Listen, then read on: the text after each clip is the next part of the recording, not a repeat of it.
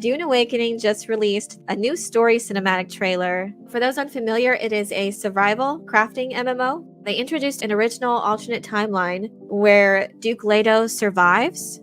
Basically, the starting event that kind of triggers this alternate timeline is that Lady Jessica obeyed the Bene Gesserit and gave birth to a daughter, and that instigates a few other changes that transpire afterwards. She also exposed Dr. Yue as the traitor, so Duke Leto survived the Harkonnen assault on Arrakis. But that also means that, well, the Atreides are on Arrakis, so clearly the Emperor still wants to instigate or orchestrate the downfall of House Atreides. So you're still going to be involved in that type of environment because House Harkonnen failed in that initial assault. Now they've declared an official war of assassins with the Atreides, so now we have a war of assassins playing out on Arrakis. It's very different, but it's kind of interesting. I will admit, I am intrigued by it.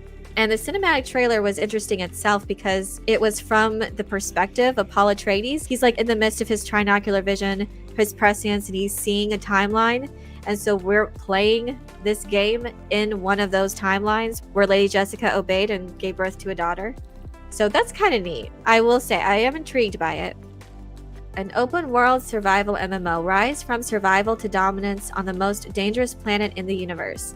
Dune Awakening combines the grit and creativity of sandbox survival games with the social interactivity of a large, persistent multiplayer game to create a unique and ambitious open world survival MMO. That's the basics of what it is.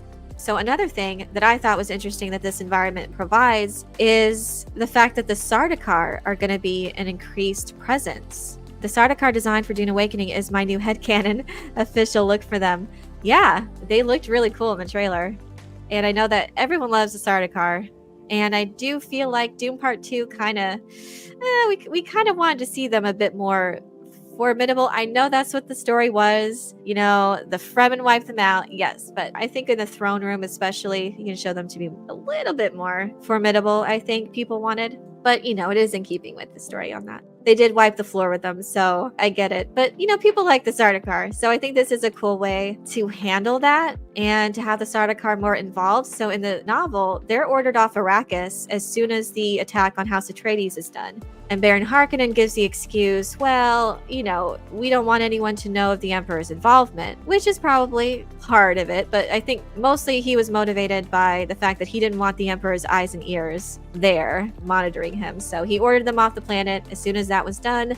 So in this timeline, during the War of Assassins, they're deployed to protect the spice. So yeah, that would be definitely concern for everybody because a War of Assassins on the planet where the only place to get spice from is harvested would make everyone nervous, especially the Spacing Guild. So Sardaukar have been deployed now, so there's definitely going to be some interactions between the Harkonnens, Sardaukar, and Atreides. So it's all going to be in the mix with that. So I think that's kind of neat. I just want to see a navigator, right? I think we've seen, I mean, there's been concept art for the navigators. The guilds should be involved, definitely. Yeah. And speaking about like religion, how religion's going to play a big part of it, which I think they want to address too, because if we're not going to have Paul Atreides, what does that mean in regards to the Fremen and the prophecies that have been instilled on Arrakis? What I think the concept is basically Paul is with him not being there, and if you're following this story, honestly, Paul is the end all be all of everything. And he just takes control of everything. He brings the Imperium to its knees. But I think in this kind of environment, they want to make it more open. So the player, like in that power vacuum that's basically left, the players will have that opportunity to rise to power, to rise to dominance. I think they can make allegiances with other houses, and they can rise to the position of a minor house ourselves. So that'll be interesting. It'll be interesting how the story will connect to us, to the player. So I think that's the basic idea of what that is, of this timeline, to allow for the players to kind of get in there and interact with this feudal system more. If you're following the book strictly, you're really limited to the events of the book. It would be an interesting idea if someone were to try to do a linear story of Dune as a video game, but I think it works best, and I think this worked best for prior video games like Dune, the original Westworld RTS, and Dune 2. It kind of works better for those different factions to kind of just fight over the spice basically and rise to dominance. So in this timeline, Paul wasn't born. That would mean the witches would get to control the super being, and the golden path is lost. Whatever Paul and Leto II fear would come to pass. It's an interesting way to do it. So if Paul isn't born and they have a daughter, and the daughter's going to be wed to Feyd-Rautha, and their child's going to be the Kwisatz Haderach, who would then marry and take the imperial throne. Ideally, they would get control of it. But I think if we're going along with Frank Herbert's original theme, somewhere in there, maybe the Kwisatz Haderach would see all of these paths and come to see the need for the golden path. The Bene Gesserit at this point don't know what the Kwisatz Haderach is going to see. They want him to be able to connect the past and the future and the present, but they want to be able to control stuff. But honestly, like a major theme is that they can't control it. They can't control this course. So yeah, I do wonder, like, if even down this road, would the Kwisatz Haderach still see the need for the golden path? It's very interesting and something interesting to explore.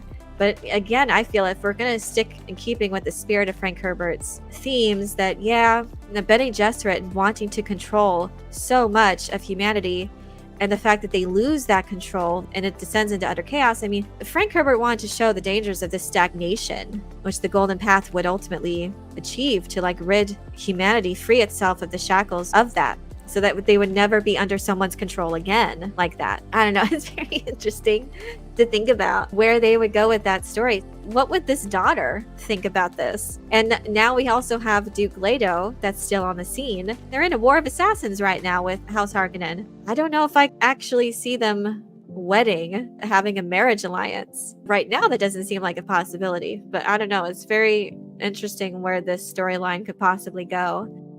From a fan's perspective, I am excited to interact with Duke Leto, actually. There are characters that I'm wondering if we'll see. So if Duke Leto survived and the initial attack failed, does that mean we're also going to see it from the Harkonnen perspective as well? Are we going to see the Baron and Piter de Vries? So there's characters that we'll get to interact with, even though we don't have Paul, like in this situation. We're kind of like Paul in that regard. We're rising to power ourselves and trying to take control of the universe, basically. If we can interact with Duke Leto and Duncan Idaho, if we're going to see these characters, and I am very intrigued by that. While I get the initial kind of worry about how is this going to work in the absence of Paul Atreides, there are things that I'm very intrigued by. I think they're taking on that concept that was seen in Dune Part 2, which is from the book, where it's in the very beginning, and the Fremen are taking the Harkonnens' water, and they're using these certain devices to do that. I thought that was cool that they featured that, and we can actually see it. And I think they're using that a mechanic like that for this game. So we're going to have to worry about our water reserves, especially if we're like in the very beginning where we don't have those nice Fremen still suits. We're going to be able to take everyone's water. The cinematic trailer did indicate the Fremen appear to be extinct. Just have a feeling it's probably connected to the story. Probably with the War of Assassins, I'm guessing maybe they retreated into the deepest part of the desert, and we're probably going to have to level up, I guess, a bit as far as our survival abilities before we're able to find them, maybe? But I have seen some gameplay where you're exploring like these ecological stations. So maybe we're going to see signs of them and maybe potentially see where they go. The smugglers are another interesting faction. Hopefully we'll get to interact with them as well. I mean, Duke Leto was wanting to make an alliance with them anyways when they first arrived on Arrakis. So he was already working towards establishing good relations with them. He was going to allow them to do their activities as long as just, give him a tithe of it, a little percentage of their profit. I have a feeling, if not now, maybe down the road, but they're definitely on Arrakis. And since they wasn't really touched on in the newest and Denis Villeneuve's adaptation. And that's another thing too. There are elements that weren't really expanded upon very well in his 2 film adaptations. So this is another opportunity. I'm hoping that we'll get to see these other elements fleshed out through this medium. You guys know some normal person who doesn't know why a laser gun and shields shouldn't come in contact. A nuke explodes everywhere as far as I can see. So what I've seen so far, the gear, they showed like hunter seekers, and they showed those devices for getting water, dispenser technology, so we've seen that. Mala pistols. I do wonder about all of the different options. But yeah, shields, definitely if you're in the open desert, that's no. But that would be funny if you could test it out. Duncan did that. That it can be a useful strategy, but you gotta be careful in keeping with the Great Convention.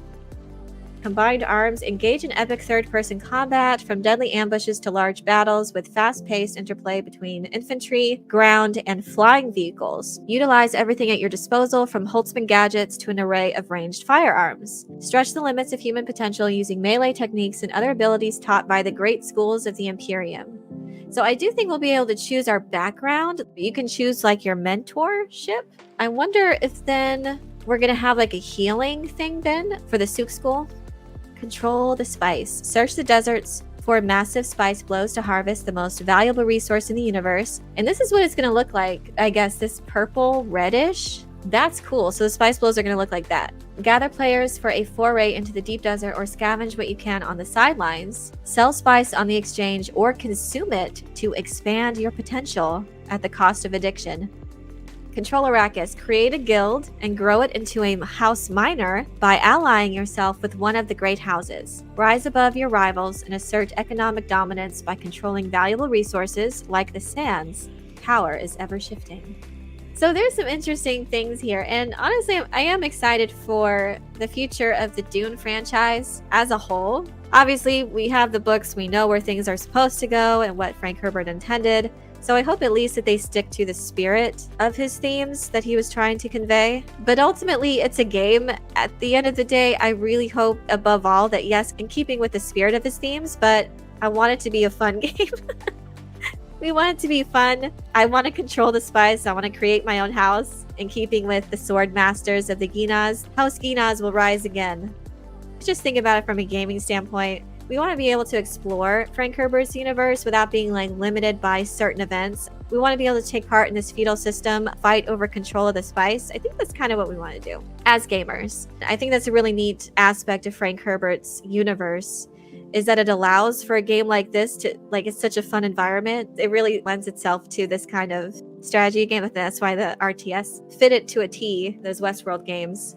So ultimately, I hope that the gameplay is fun. And I know so little about what they're going to do when it comes to how the story is going to play out, how the player itself will be introduced, how are we going to fit initially into the events of Arrakis. So hopefully we'll have a good time. And at the end of the day, that's what I hope for this game. It's a fun game for Dune fans and just gamers alike.